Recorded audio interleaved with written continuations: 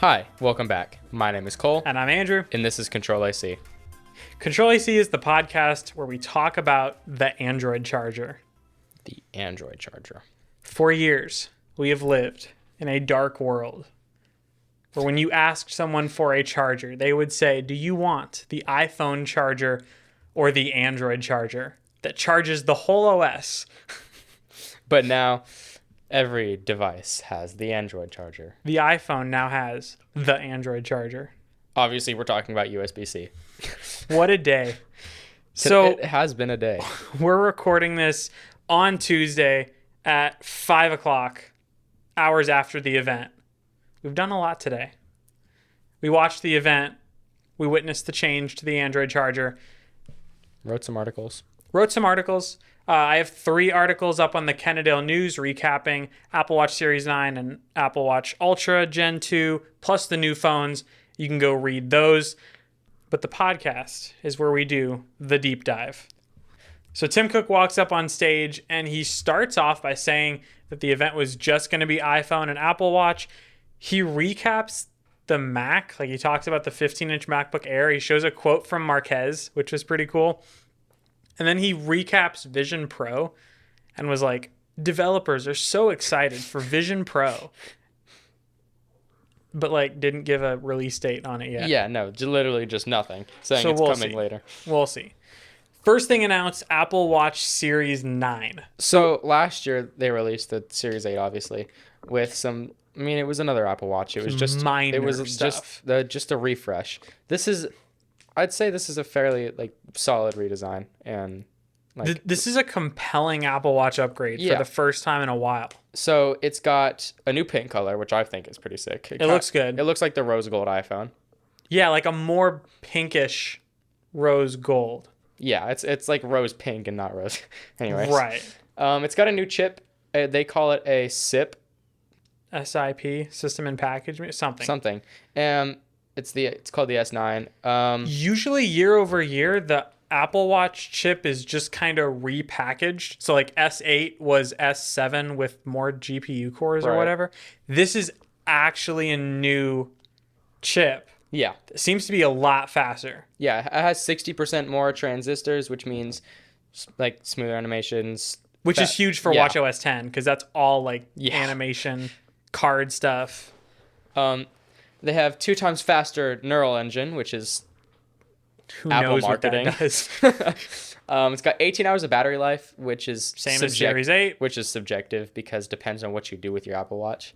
If you just use it for the time, it's going to last more than 18 hours. If you constantly using your heart monitor, it's going to last less than 18 hours. So just a general 18-hour battery life, which is all day. That's solid. Yeah.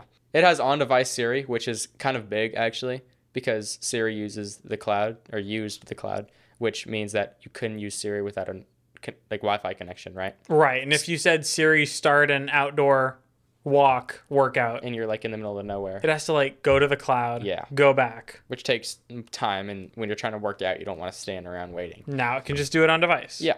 I don't know who uses Siri that much. It's bad enough. Yeah. On a slower watch, it's miserable. Maybe with the new neural engine, it'll be better. Oh my goodness. Those transistors, you can feel them kick in. It's like an afterburner. It's got health stuff. Siri's baked into their new health stuff. So you can ask Siri how's my move ring coming along instead of just looking at your move ring on the screen. I don't know. Sure. It's got a U2 chip with precision finding, so you can. That's kind of huge. So it's basically just the same chip that's in the AirPods and iPhone. So you can now take your Apple Watch and do the precision finding proximity thing to find your lost iPhone. Which I thought was already a thing, but I guess I was wrong. You can find it with the beep. So if my iPhone's sitting down somewhere and you go to Control Center. Well, I knew that. And you click it. Yeah, I know that. It does that. Mm-hmm. If you've ever done that at night, it doesn't exactly... It's not the most pleasant thing for the rest of the people in your house to listen to. So now you can just walk around aimlessly looking at your watch with a little left, right, straight arrow. Mm-hmm. So the biggest change is the brightness. The Series 8, what was the peak nit on the Series 8? 1,000 nits of brightness on the Series 8. And they had to double it. So they have 2,000 to 1 nit brightness range, which is kind of big. That's crazy. Because to hit 1 nit is kind of impressive. I always thought that my Apple Watch was too bright when all the lights are off in my house. Yeah. Like, on a serious note, it still kind of acts as a mini flashlight, even with the always on display. When it's just kind of ambiently there, it's still bright enough to illuminate a wall. But now it'll just be like there. And 2,000 is crazy. My watch was already bright enough out in the summer heat, but double the brightness is nice. Yeah. They introduced something new called double tap.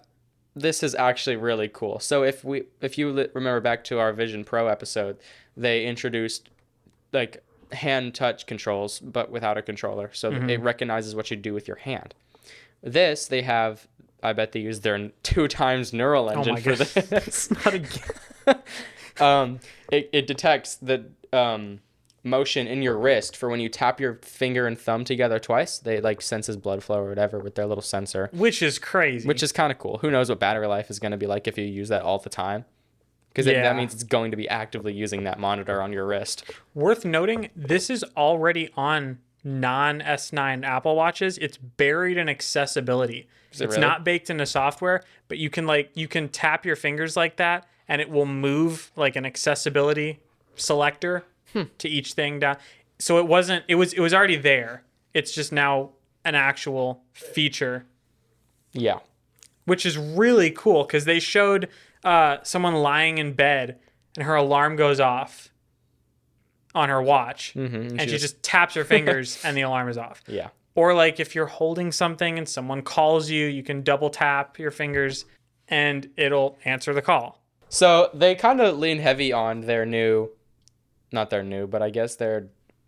attempt to be completely carbon neutral by 2030. They had a whole skit. Tim Cook can act. Man was a full-on actor in this mini skit they did where this like carbon, it was Mother Nature. They had Mother Nature come into Apple Park and sort of like ask Tim Cook for a briefing on their carbon neutrality goals. Right. Which was to have everything carbon neutral by 2030, which I think is kind of cool, but I mean, it's cool that a company is actually trying to like push this and not just be like, we don't really care about the planet. At least they're trying to care. I mean, it's not like the biggest priority in the world. Well, I feel like it should be because like our world's gonna like collapse by the time we're all dead. We'll be fine. But it's kind of a milestone because Series 9 is Apple's first ever completely carbon neutral product. So like all recycled pieces, like the aluminum's completely recycled. All the copper, like all the like everything inside of it is used with recycled metal, which is, I think that's cool. And that's cool because why not? Right. If you can do it, that's cool. A downside of that is Apple's completely moving away from leather, which I think is dumb. No leather watch bands, no leather iPhone cases. That kind of sucks because the leather iPhone stuff was nice. I never bought it because the leather bands were like $150. The Hermes or whatever. The Hermes those were like $800. Oh. Which I think is dumb because listen, if you're already killing cows, you're gonna have a waste product of cow skin. Which what else are you gonna do with? Yeah, I don't know. Like, are you gonna throw it away? At least make something out of it, like a leather jacket, and get shamed by Mother Nature for it. That was funny. But we now get fine woven watch bands. So it's probably just polyurethane. Yeah, and we get new Apple Watch sport bands. They're bad. With specks of recycled plastic in them. They look absolutely horrendously ugly. Yeah, they're not great. So don't buy those. But the fine woven one looks cool. We did get an Apple Watch Ultra 2. This was so underwhelming. It's literally like, I don't think there's anything different. Ready? We get S9 chip, a new display with 3,000 nits of brightness. It's the brightest display Apple makes. That's really crazy. An ambient light sensor for auto dark mode. And that's it. Apple Watch Ultra 2. I think this was kind of a good move because it allowed everyone who spent $800 on the Ultra last year to not be sad they don't have the new one. But yeah, a little there's no black color. That was heavily rumored. Yeah. Still just gray. But it's titanium, which we'll get to. Then we get to iPhone 15. Listen, it's not super crazy, but it's still pretty. Because the iPhone 15 is never like the innovative phone. It's always the consumer level phone. Yeah. For the average consumer. And the average consumer gets a great phone this year. So iPhone 15 gets Dynamic Island, which makes sense, but they also only had it exclusive to the pros 1 year. Yeah. But that was really just dipping their toes in the get developers sand. On the island sand. That was good. That was good. Base model 15s get Dynamic Island. I'm interested to see how this looks on a 60 hertz display. Because the 14 Pro last year had a ProMotion like engine thing built into A16 just for animations. So I don't know how like smooth and flowy the Dynamic Island would look on a 60 hertz iPhone. I mean, okay. Anything over 30 hertz will look smooth. But not with age. But listen, when your phone you have a 60 hertz animation display. I've got a 120 hertz animation display on our MacBooks. On our MacBooks. Yeah. You can feel the difference. Yeah. 120 hertz. The animation is slower because it's still because the animation is built for a 60 hertz display. Right. So it's running at a 1x speed. On a 120 hertz display, it has to render 2 times the amount of frames. So it's running at half speed at every animation that I do. Unless it's optimized like the iPhone ones are. Right. So if anything, it'll feel better than how Macs feel, which I think is a good fix, but they need to do it to my Mac because it's really annoying and takes way too long to switch between windows. So we get the same display that was basically on the 14 Pro minus ProMotion. We get 1600 nits of brightness in HDR, 2000 nits of brightness in the sun, which we've learned that's really temporary because if you pull your phone out in the sun, you get 2000 nits of brightness, and if it's hot outside, that brightness goes down like within 30 seconds. Yeah. You do not get 2000 nits for very long. Two models, iPhone 15 and iPhone 15 Plus. Both are 6.1 inch and 6.7 inches. The edges are contoured. They're still aluminum, but they're kind of rounded. So we have the flat sides, but it's a little rounded, if that makes sense. So it should be pretty nice to hold. So it's still got the flat sides, but it's like rounded and not flat, like sharp edge. Right. So like what Samsung has, right? Aren't they flat with contoured edges? They're just sharp. Are they? It's like a square. I don't know why I thought it was different. I don't know what I'm thinking of right now, but I know something is like that. It's like close your MacBook. It's like that. It's like the edge of your screen. Yeah, right. Right. It's so like a MacBook edge. So it's flat, but there's like a slight curve to it, so it's not just like a hard edge. Like the 12 through 14 was. Yes. So that should be nice. It has color-infused glass with metallic ions. Sure. I guess that's a good thing. Comes in 5 new colors: pink, yellow, green, blue, and black. They're all pastel-y colors. I don't really love any of them. I actually really like these.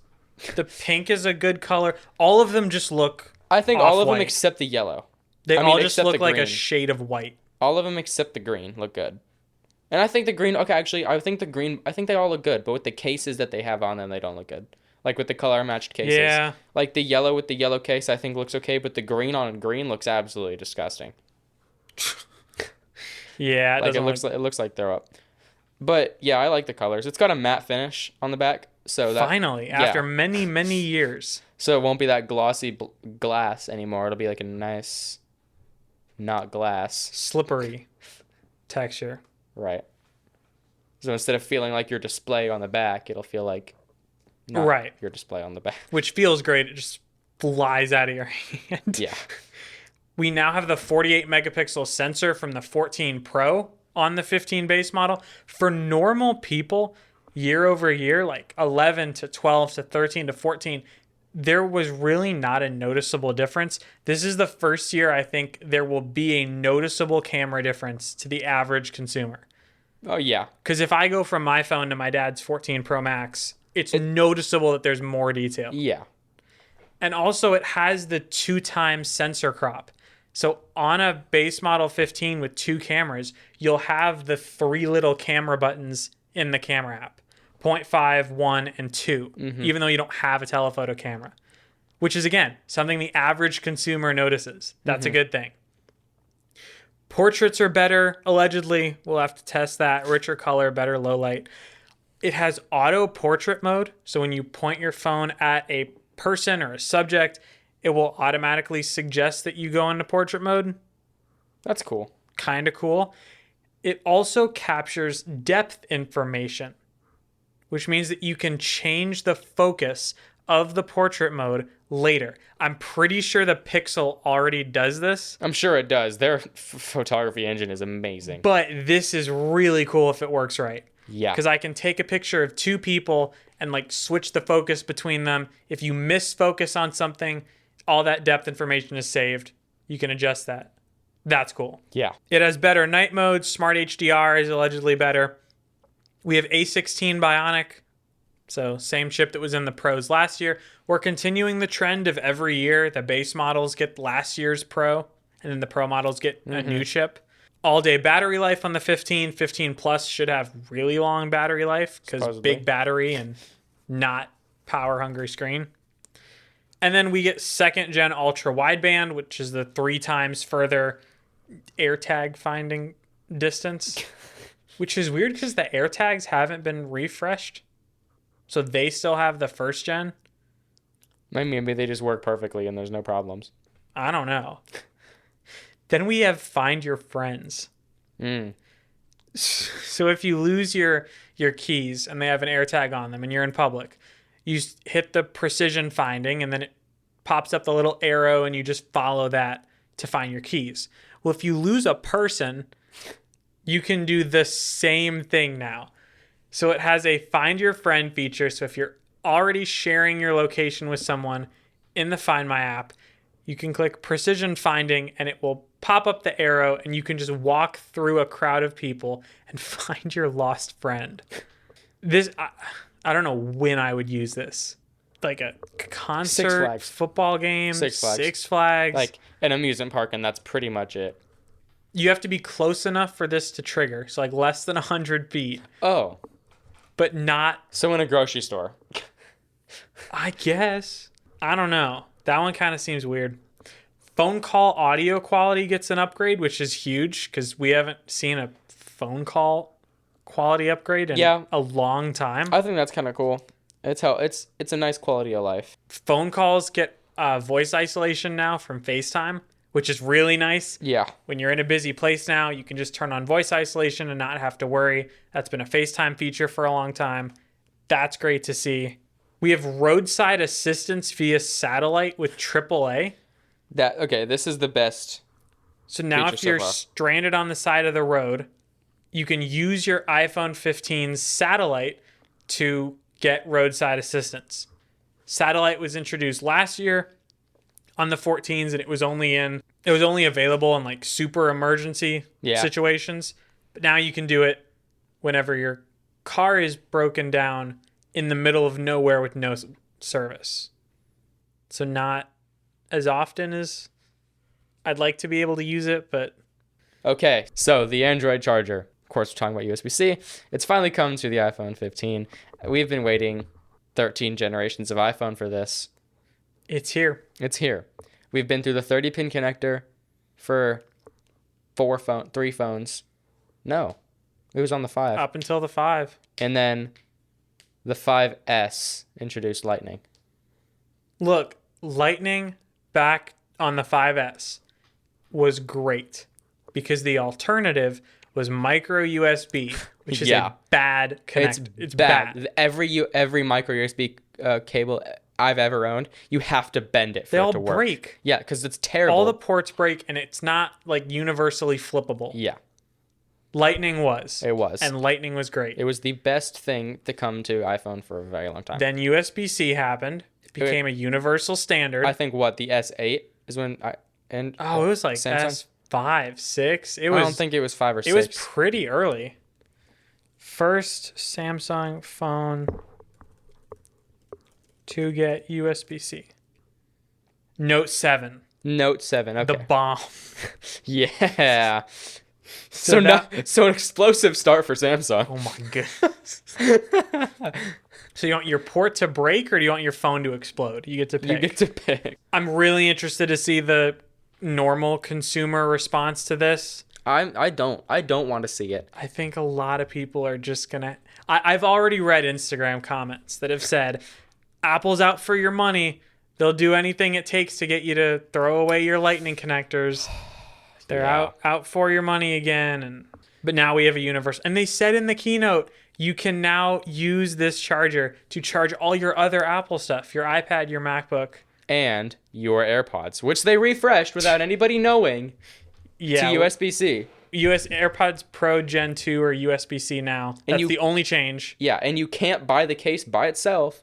You have to go buy another pair of AirPods. I spent $250 on those earlier this year. And I'm about to go and spend another $200. And they're useless now. Yep. Anyway. So USB-C is here. The earpods, the wired earbuds, also get USB-C. We get MagSafe with Qi 2. Qi 2 was announced like under their breath, barely even touched on it, but that's the new magnetic wireless charging standard that basically brings MagSafe to everything. Yeah. And then we get fine woven material cases instead of leather. Right. iPhone 15 starts at $799. 15 Plus starts at $899. Both come with 128 gigs of storage. Both are available Friday the 15th. Control-AC is sponsored by The Complete Backyard. The Complete Backyard is a custom outdoor design and build company. What that means is you will give them your idea for your dream outdoor living space and they will make it a reality. Whether it's a pool, cabana, or outdoor kitchen, they've got you covered. For a consultation, you can go to thecompletebackyard.com. But for those of us who are professionals, use your phone to the maximum capacity. We have 15 Pro and 15 Pro Max. So we've got a lot to dive in here. So, forged from a block of NASA Mars rover grade titanium. Grade 5 titanium. It's grade 5. Yes. It makes it stronger, which means more durable, and it's lighter. The Pros are made out of titanium. The sides are titanium now instead of stainless steel on all of them. Yeah. Like iPhone 10 to 14 the Pros were all stainless steel. Yeah. Surgical grade. Whatever that means. So like stuff like syringes and stuff, that's stainless steel, I think. But now we have titanium. Aerospace grade. So we went from surgery to NASA. Right. Aerospace grade titanium. If you ever held a Pro phone in your hand, they're heavy and big. And they weigh down your hand quite a bit if you have small hands like me. I went from an iPhone 7 to a 12 Pro Max, and the weight in my pocket was crazy the first couple weeks. So this is supposedly the lightest Pro phone Apple's made, which means that it's lighter than my 11 Pro Max. Sweet. Which is a first gen Pro. Excited for that. So that should be nice. Less pinky dig when you're holding it. It's got contoured edges just like the other ones. And it has the thinnest borders ever on iPhone, which is to be determined by the 0.2 millimeters that they shaved off the stupid black bezels. So the display goes right up to that titanium edge. Yeah. It's got the toughest glass, apparently, with the ceramic shield. Gotta love marketing. Grade 5 they made a point of saying they picked grade 5 titanium because it was better. And they said it takes like 14 hours to polish or something, or to finish when they're making it. So they spent a lot of time on their explanation of why they picked the titanium they did. And I'm pretty sure they said they picked the colors because they anodized it or something. Or did they say they didn't anodize it and they picked the colors with a different refining method? The colors are not dramatic. No. They're really they're very safe titanium. Because I guess scratches would be a problem. No. Maybe? No. Because you're coloring the titanium, which is not blue by default. No, they anodized it, which means that the titanium takes that color. Oh, so it's not scratchable. So we should be good. We should be good.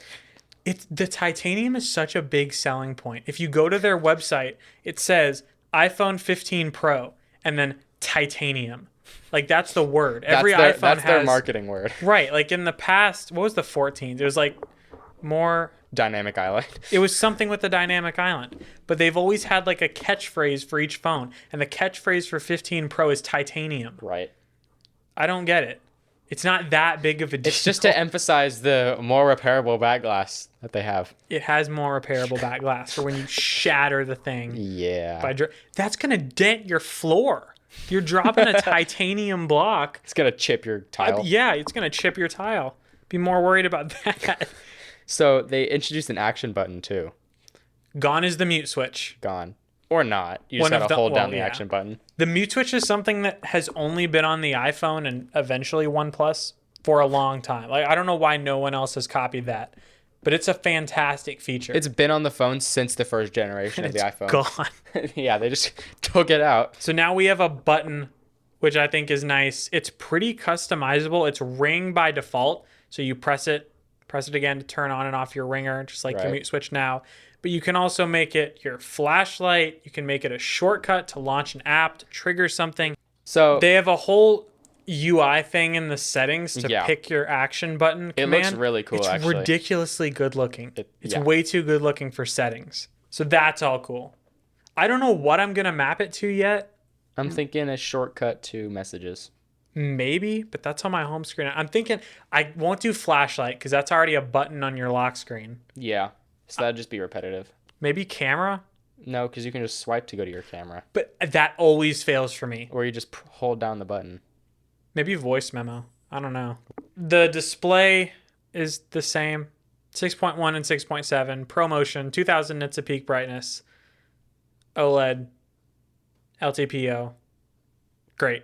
Performance is not the same. They spent a lot of time on this. So we have A17 Pro as the chip powering the 15 Pros. It has a new name. We haven't seen Pro in the name of an A series chip yet. No, we have not. It's a 3 nanometer chip, which is the first phone chip to be based on a 3 nanometer architecture. Yes. Which is what Intel's 14th gen is, right? Right. The 14900KS is a 3 nanometer huge. chip, I think. This is a mobile processor too, which means it's smaller than a desktop chip. Right. Probably by probably 60 to 80% smaller than a desktop chip. I remember when the 12 got the 5 nanometer A15. And that was a big step, Or no, A14. Yeah, A14. But that was a big step. Now we're down to 3. So we have 19 billion transistors, performs 35 trillion operations a second. That translates to 10% faster performance cores. They said it challenges PC level chips. I bet this just challenges something like Core 5s. It's the Apple nameless chart again. Yeah. So it will beat a PC chip. Well, that could be a Celeron or a Xeon. So the i5-12400 is a 10 nanometer, 6-core, 12-thread CPU with 4.4 gigahertz. I'm pretty sure we talked about this when it released, didn't we? Or something. Or we talked about 13th gen. But to challenge something like this, even as this is one of the best price to performance desktop chips that came out that year. It was $200, and you can't beat something at that price for the performance it gave. You can with A17 Pro. No, you can. It's $1,000. But this is a really good chip to compare it to because it's got a similar transistor amount and stuff. But the fact that they're even comparing it to that is crazy. You can get that in a phone the size of your hand. Yeah, with very little cooling. Right. And that's a 65-watt processor, and this is like, what, a 15-watt? Right. We have a Pro Display engine, which is what we talked about earlier, to power those animations. We have a ProRes codec component of the chip. So all of these ProRes encoding. These are all just... And we have an AV1 decoder for video streaming. So these are all just little marketing things that who knows nobody's if you'll really be able to use. Tell a difference. Right. So another thing to emphasize is they obviously brought USB-C to the iPhone this year. This actually is a USB 3.0 chip inside of it that will run at 10 gigabit per second speeds. So like if you hook up an external drive, you can download like save and export things at 10 gigabits a second, which is not a small number. Yeah, we get USB 3 speeds on the Pros. The normal iPhone 15s have USB 2 speeds, which are the same speeds as Lightning. Right. So not something crazy, but it's just a better like intro. Us pros who shoot everything in ProRes 8K. Your hundreds of gigabytes. This is going to be really nice. It's got a new GPU. It's got a 6-core GPU. It's a Pro in quotations GPU. They said Pro class. So it's 3090, watch out. It's probably going to perform similar to like a 2060. Who knows? GTX. There's no way to test this. Like I'm sure you can run GPU benchmarks, but based off of everything what they said, I would assume this is going to run something like a GTX 1080. Yeah, who knows? Or RTX 2060, because they brought up ray tracing, which I'm pretty sure we'll talk about in a second. Energy efficiency is supposed to be better. Sustained performance for games is better. They spent a ton of time on gaming. Yeah, they did. Bunch of detailed environments. They talked about a Resident Evil 4 port to the phone. They just remade the game, which for mobile. Is significant because that's a console game on your phone now. Right. They have hardware accelerated ray tracing, metal upscaling. They said iOS is the best mobile gaming platform in the world. Which isn't true. Because it's not false either, because it's the fastest. It's the fastest, but iOS itself is not the best. Yeah. iPhone may be the best, but slap Android 10 on there, run APKs of your own games. That'd be. We have console games on iPhone now. I'm just waiting for Horizon 5. Okay, when that gets brought to iPhone, that would melt my phone. That titanium would melt. No, but you've got a neural engine. Oh, the neural engine will save me. You got the ProRes codec. Oh my god. You're good. Can we screen record in ProRes? Stream from your iPhone? Speaking of streaming, cameras are improved. 48 megapixel main camera has a larger sensor now. We have a nanoscale coating, which means less lens flare, which is honestly great. Because a problem that almost every iPhone owner has is whenever you're videoing, especially a bright object, like the sun reflecting off of something or a light, it will bounce off your sensor and you'll have this green dot. So apparently that's going to be gone. We have better low light performance. We have a bunch of different preset focal lengths. So we have 24 millimeter, 28, and 35. So we have those three plus the telephoto main and ultra wide. So you end up having 7 different preset lens focal lengths. Which is kind of cool. That's a pro feature. Yeah. They said it's like having 7 cameras in one. That's debatable. Sure, that's really cool. I'm excited to try that. Zoom is improved. Yeah. The Pro has 3 times zoom, which is the same. The Pro Max gets a 5x zoom. So that's a 120 millimeter lens equivalent. It's a 25% larger sensor. They didn't say what the zoom max would be because it's 5x optical, but I assume it'd be like 30 for digital. 25 or 30 x Probably. Zoom. It's an innovative tetroprism design. It's not a periscope, which is interesting. Mm-hmm. That's only in the Pro Max because of the extra physical space. OIS and sensor shift are both in the telephoto. 10,000 micro adjustments a second. All that's great. Ultra wide cameras improved. We have better macro mode now. And USB-C means faster transfer speeds for video transfers to Mac, which is nice. And you can now shoot and instantly transfer to a Mac via a cable with Capture One. So you can shoot on your phone and just have it instantly go to your Mac. Mm-hmm. You can also shoot ProRes to an external storage drive, which is crazy. I thought that was pretty cool. ProRes is unbelievably storage hungry. Like just a couple minutes of ProRes will blow through like tens of gigs of storage. It's ridiculous. So you can now shoot that directly on an external drive, and you can now shoot 4K 60 ProRes, which will blow through your internal storage in just a couple minutes. Yeah. We have log encoding for ProRes. We have the ACES standard, which is the Academy Color Encoding standard on your iPhone now, which is the same color standard used in movies. So once again, the whole film studios can shoot a movie on your iPhone kind of thing. Sure. And then we get to Vision Pro integration. Remember when we talked about Vision Pro and one of the selling points was 3D video?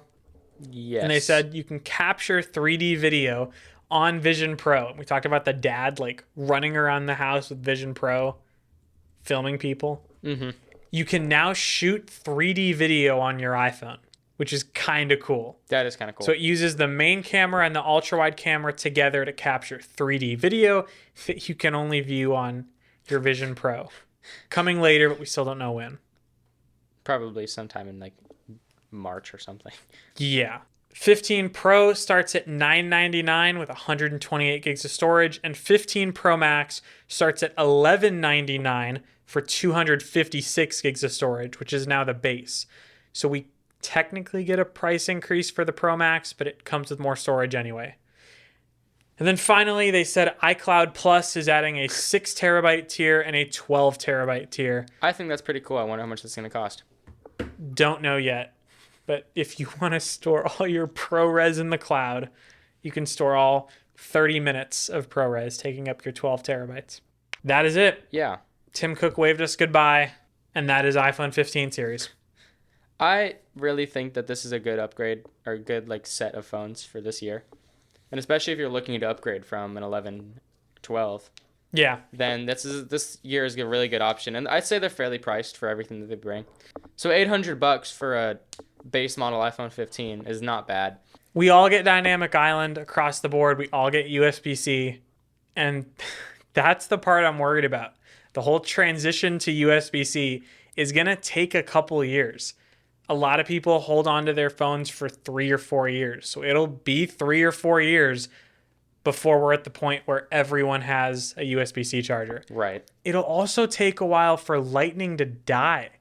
There are so many Lightning cords in people's cars, on their nightstands, just everywhere. Millions and millions of them that are all useless now. We've had this cable for 10 years now. 11. Has it been 11? It was born on September 12th, a long time ago, and it was killed on September 12th, 11 years later. That's crazy. Had a good run. It did. But the Android charger is here to stay. I will be pre-ordering the 15 Pro Max this Friday, so we should get that on the 22nd, which will be fun. I know you're thinking about... I think I will be. You're going to get 15 Pro. Friend of ours is getting 15 Pro. I think a lot of people are going to upgrade this year. Yeah. USB-C is cool. I'm excited. So this should be... We'll probably talk more about it when we get the phones, obviously. Yeah, we'll do a hands-on, test the ProRes encoding. At 10 gigabit per second. And we'll test the zoom and see if we zoom into the moon, if it's real or if it's faked. If you have any questions, comments, concerns, or you'd like to send us a Vision Pro to try out our 3D video on, you can tweet at us. Or no, you can X at us. I am at ColdWWWeb. And I'm at Utterly Drew. And we'll see you guys in the next episode. Bye, y'all.